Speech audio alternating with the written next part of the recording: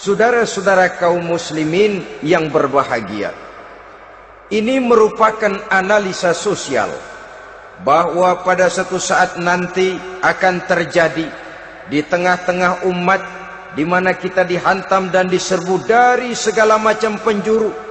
Akidah didangkalkan, peradaban dan kebudayaan dirusak, makanan dan minuman diracuni, pakaian ditelanjangi dan lain sebagainya, sampai kita melepaskan nilai Islam yang kita cintai ini. Kondisi sosial ini satu saat akan datang kepada kita. Demikian analisa dan peringatan dari Rasulullah sallallahu alaihi wasallam. Marilah sekarang kita melihat, adalah benar bahwa di zaman sekarang kita insya Allah tidak akan mengalami perang Badar sehebat yang pernah dialami oleh Rasul dan para sahabatnya. Tetapi sesungguhnya perang yang kita hadapi di zaman sekarang ini tidak kalah hebatnya dengan perang Badar, tidak kurang dahsyatnya dengan perang Uhud, tidak kurang ngerinya dari perang Khandaq. Hanya saja yang kita hadapi sekarang ini bukan ujung pedang, bukan ujung tombak, bukan ujung panah. Yang kita hadapi sekarang ini adalah perang akidah, perang ideologi, perang mempertahankan keyakinan. Yang kalau kita kalah sekarang, kita memang masih beragama.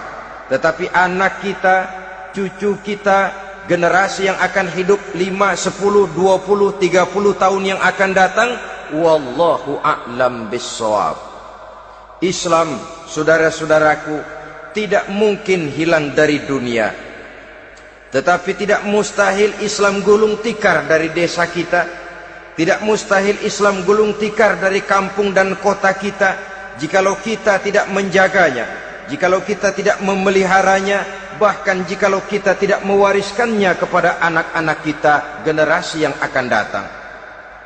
Marilah kita mengingat sejenak bagaimana Islam di Spanyol yang pernah jaya, pernah mewarnai daratan Eropa, dan yang sekarang hanya sekedar tinggal ceritanya saja.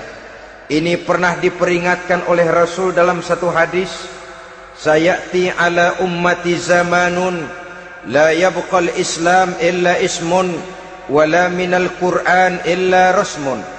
Akan datang satu masa di tengah umatku di mana pada masa itu Islam ada tapi hanya tinggal sekedar namanya saja, dan Quran pun ada tapi cuma sekedar tinggal tulisannya saja.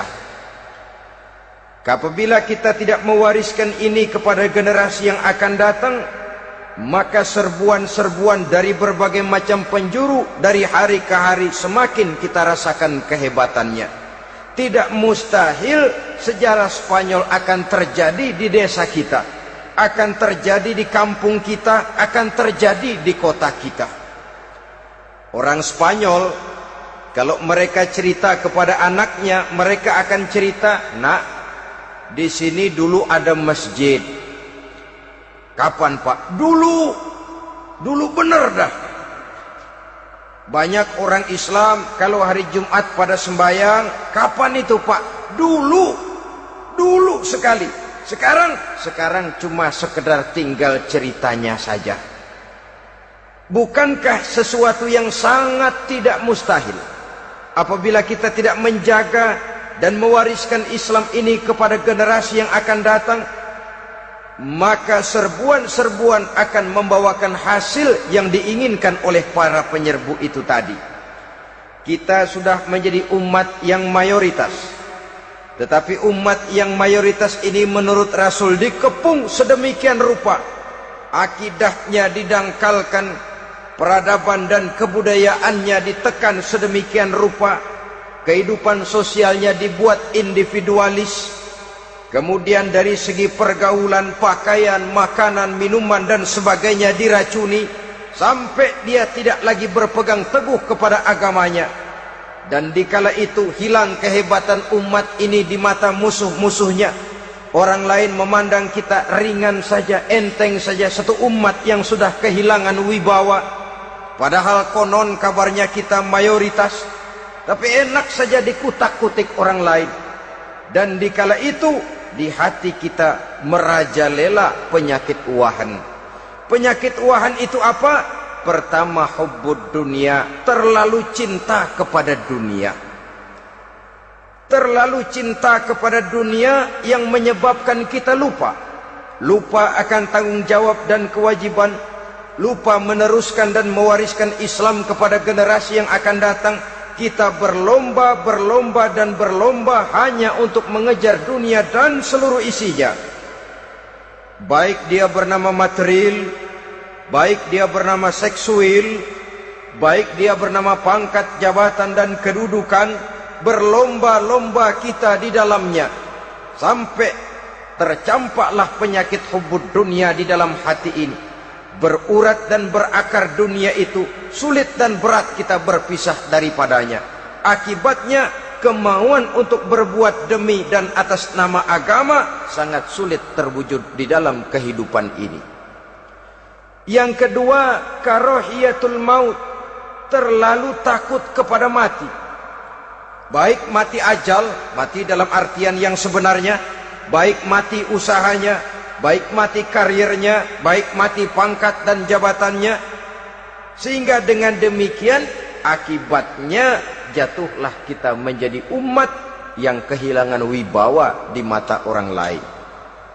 Saudara-saudara kaum muslimin rahimakumullah, saya katakan tadi, perang yang kita hadapi di zaman sekarang adalah perang akidah.